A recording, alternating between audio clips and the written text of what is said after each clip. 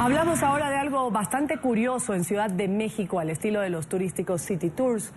Activistas han lanzado el Corruptour para conocer lugares donde se han generado sonados casos de corrupción.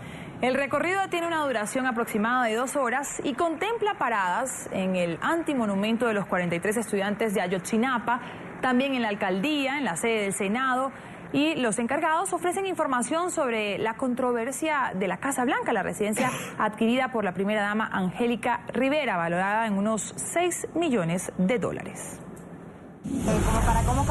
El turismo es uno de los principales motores económicos de México. Sin embargo, este City Tour en la capital del país invita a recorrer uno de sus principales frenos, la corrupción. Lo que queremos proponer o promover es que la gente se informe sobre el tema de una manera divertida y también que generen o salgan ideas para acabar con la corrupción. El Corruptour, gratuito y de 2 horas de duración, es organizado por un grupo de 55 activistas todos los domingos. El antimonumento a los 43 estudiantes de Ayotzinapa, desaparecidos por policías locales, una línea de metro con un costo multimillonario y cerrada por seguridad, o la propia cadena de televisión Televisa, forman parte del recorrido de denuncia, entre otros casos que se ponen en evidencia. Nos damos cuenta que hay un grupo de ciudadanos, ¿no?, como tal vez muchos otros en el país, que están tratando de cambiar las cosas, ¿no?, en especial sobre un tema que llega a todos, que es la corrupción. Según el último informe de Transparencia Internacional, México ocupa el lugar 123 de 176 países analizados en materia de corrupción. 1, 2, 3, ¡no más corrupción!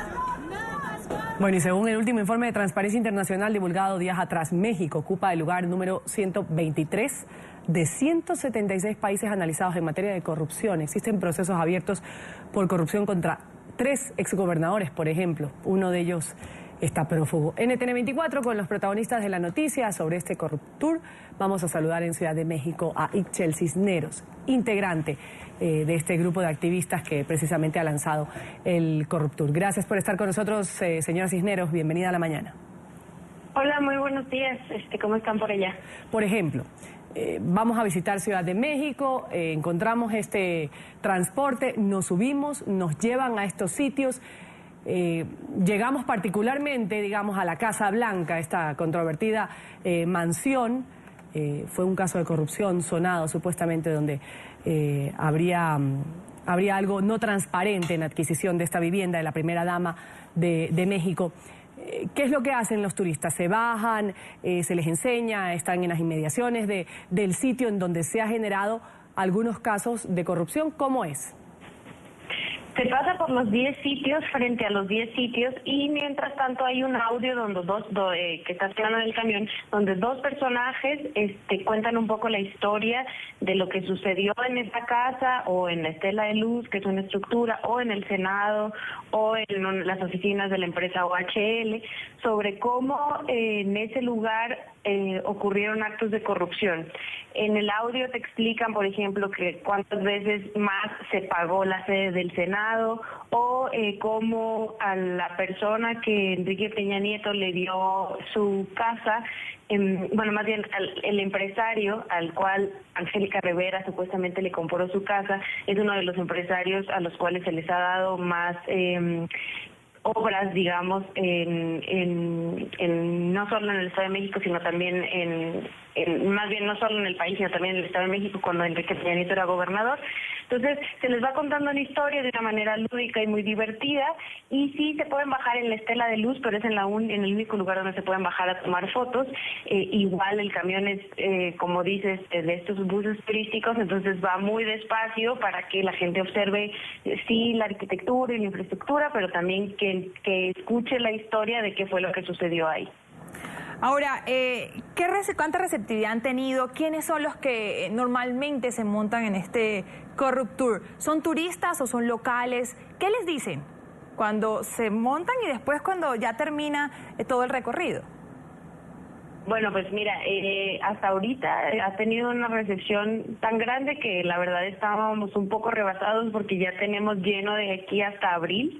La gente empezó a apartar su lugar por medio de nuestra página de internet, y les llama mucho la atención, ¿no? Que exista algo como esto y sobre todo lo que nos ha gustado mucho es el llamado a la acción, porque no solo se les presenta esto para que se enojen y todos salgamos enojados o agachados pensando que vivimos en un país lleno de corrupción, sino que juntos discutamos, las opciones de cómo solucionarlo, ¿no? Entonces, al final, por ejemplo, aquí en México se les da el contacto directo de su representante más cercano, que sería su asambleísta o el jefe de gobierno del Distrito Federal o de la delegación en donde viven, para que les exijan que rindan cuentas, para que les exijan que los gobiernen, o sea, que sea un gobierno para los ciudadanos y que no al final sea un gobierno entre políticos que terminan usando nuestros recursos y nuestros impuestos en lo que mejor les plazca, y muchas veces termina esto en corrupción e impunidad. Ahora, Itzel, una pregunta. Esto de mostrar esta cara de México, la corrupción, ¿no es una forma de quizás generarle una imagen un poco negativa a los ojos de un turista? ¿O ustedes creen necesario que una persona de afuera que venga a su país también se entere de lo bueno, lo malo y lo feo de su país? Creo que esta es una parte de lo que sucede en México, y además mucho conflicto ha causado que la información no salga de este país y solo en este país sepamos que los políticos son corruptos o que hay presidentes que reciben casas de sus amigos constructores, ¿no? Entonces, la presión internacional ha servido mucho, por ejemplo, para en el caso de Ayotzinapa, que existiera una comisión interdisciplinaria de expertos independientes que coadyuvara en la investigación y obligara al gobierno mexicano a tener cierta, pues más bien acabar con una línea que ya tenían muy marcada en contra de que los estudiantes eran vándalos o por lo que decían. Entonces, creo que esto ayuda a dar las dos visiones del México, porque sí, en México hay muchas cosas positivas, pero también hay muchas cosas negativas y queremos que se sepa porque queremos acabar con ellas. Ahora, pero no solo en Ciudad de México tienen, lamentándolo mucho, tienen esos casos de corrupción. En otras ciudades de México hay también sonados casos de corrupción, falta decirlo, sobra decirlo de Veracruz. ¿Están pensando en llevar este Corruptur a otras ciudades, expandirlo?